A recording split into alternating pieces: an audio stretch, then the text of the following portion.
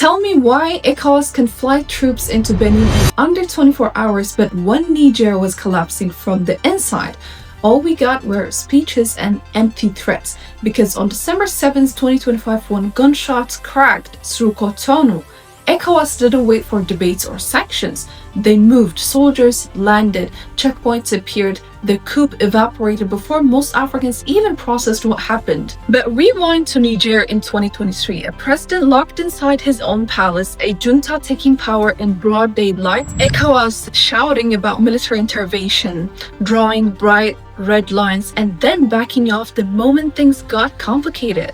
So tell me, why does one crisis trigger instant boots on the ground and the other turns into months of silence? Because this has nothing to do with strength or weakness. It's about priorities. It's about leverage. It's about which governments matter to the region's quiet power brokers and which one don't. And once you understand that, the whole map of West African politics suddenly makes sense. Let's see how one weekend exposed decades of lies. But before, make sure to subscribe and like this video. Let me take you back to July 26, 2023. Niamey, Niger. President Mohamed Bazoum, democratically elected, Western educated, a champion of democracy in the Sahel, is detained by his own presidential guard.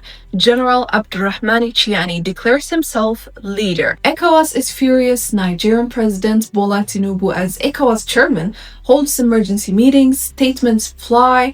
We will not tolerate this. All options are on the table. Military intervention is being prepared. They give the coup leaders 1 week to restore Bazoum or face invasion. The deadline passes. Then another.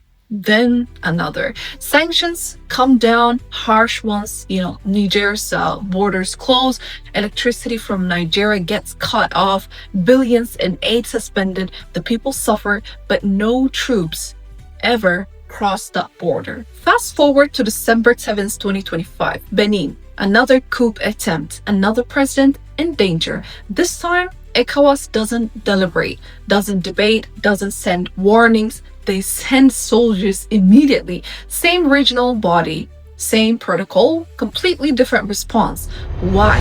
Here is what most coverage won't tell you. ECOWAS didn't intervene in Niger because they couldn't, but because powerful forces didn't want them to. Let's examine what really happened behind closed doors.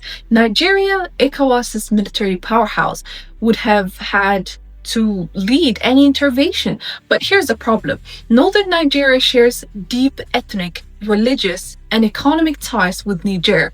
The Hausa Fulani people don't recognize that colonial border.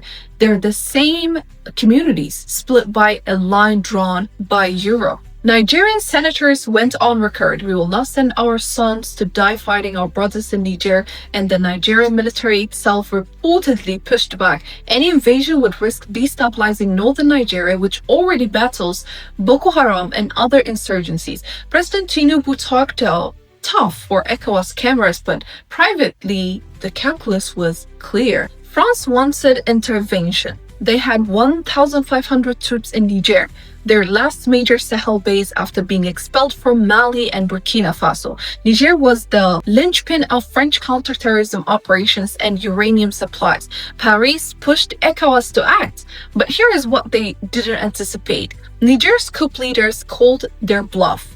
They rallied tens of thousands into the streets, not against the coup, for it. Crowds waved Russian flags and chanted anti-French slogans. France realized an ECOWAS invasion would turn into a nationalist war that could kill French soldiers and make them look like, neocolonial aggressors on live television. So ECOWAS was left with a weapon they had threatened to use but couldn't fire. Within weeks of the coup, reports emerged of Wagner Group advisors arriving in Niger. Russia didn't orchestrate the coup, but they certainly benefited. Every French setback in the Sahel is a Russian gain, by the way. An ECOWAS intervention risked turning Niger into a proxy battlefield.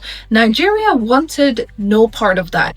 Neither did Senegal or Ivory Coast. So ECOWAS did what weak institutions do when they can't enforce their rules. They pretended sanctions were the plan all along. Now let's talk about Benin, and why the response was so different.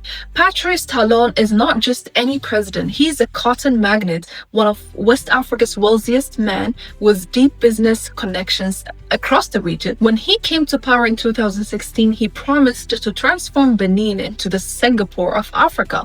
But what matters for ECOWAS is that Talon plays ball. He maintains French ties. He cooperates with Nigerian security. He doesn't flirt with Russia or China in ways that threaten Western interests. His government attends ECOWAS summits, votes the right way, and doesn't rock the boat. Yes, he's been criticized for arresting political opponents and changing constitutional rules to consolidate power.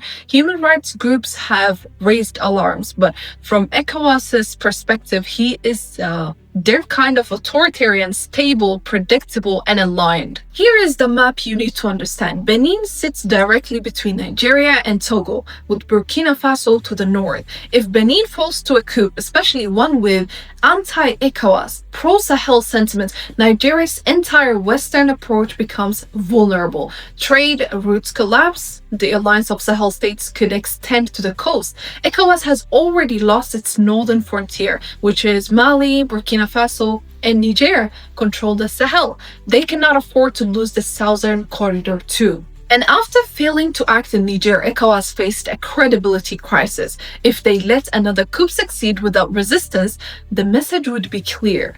ECOWAS is finished. Benin became the line in the sand, not because the coup was worse, not because democracy was more at stake, but because ECOWAS needed a win. They needed to prove they still matter. So they deployed in 24 hours, not to save democracy, but to save themselves. We can say that. But the moment you look a little closer, something strange appears. While ECOWAS was saving Benin, 3 of its former members were building something new. In September 2023, Mali, Burkina Faso, and Niger announced the Alliance of Sahel States, as we all know, a mutual defense pact. Any attack on one would be considered an attack on all. So this was not just symbolic, by the way. They meant it. When ECOWAS threatened Niger, Mali, and Burkina Faso made clear they would fight alongside Niger if invasion came.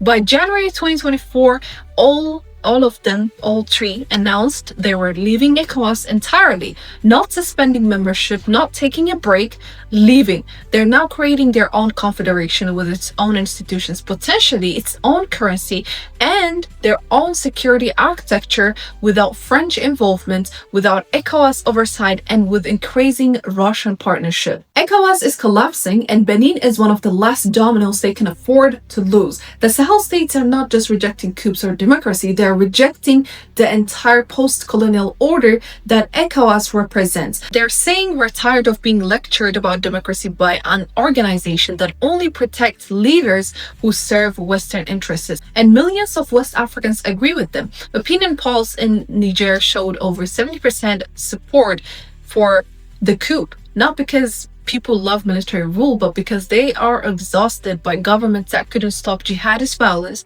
couldn't deliver economic growth, and seemed more accountable to Paris than to their own people. ECOWAS never addressed that. They just issued sanctions and expected compliance. That strategy is dying, and Benin proved it's in intensive care. So let's be clear about what happened on December 7th. ECOWAS didn't save Benin because they care about democracy. If they did, they would have, questions about Talon's own democratic record. They didn't save Benin because all coups are equal. If they did, Niger's elected president would be free right now. They saved Benin because Benin is strategically vital to the survival of ECOWAS as an institution and to Nigeria's regional dominance. This is about power, pure and simple. ECOWAS is a club where the rules only apply to those without protection. If you are aligned with Nigeria, with France, with West Africa, you get intervention forces when you need them. If you're not, well, you get sanctions, isolation, and economic strangulation while your people suffer. And here's the terrifying part. This double standard is pushing more nations toward the Alliance of Sahel States model. Guinea is watching, Togo is watching, Sierra Leone is watching. They're all asking, what's the point of ECOWAS membership if the organization only protects some of us? The more ECOWAS plays favorites, the faster it accelerates its own irrelevance. West Africa is fragmenting into blocks. The ECOWAS old guard clinging to the status quo, and the Sahel rebels building something new, authoritarian, yes, but also genuinely independent of Western control for the first time in decades. Neither model is perfect, but the hypocrisy of the old order is becoming impossible to defend. The Benin coup attempt will probably be forgotten in a few weeks. It will become another footnote in West Africa's chaotic year.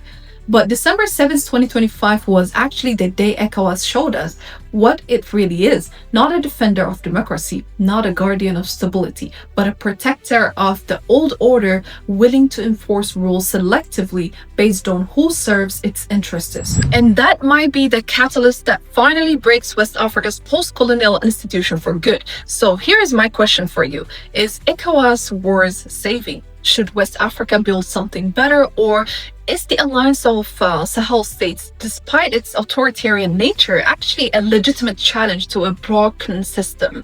Drop your thoughts in the comments below, and if you want more coverage on the stories reshaping Africa that Western media won't touch, subscribe and hit the bell because this is not ending anytime soon. See you in the next one.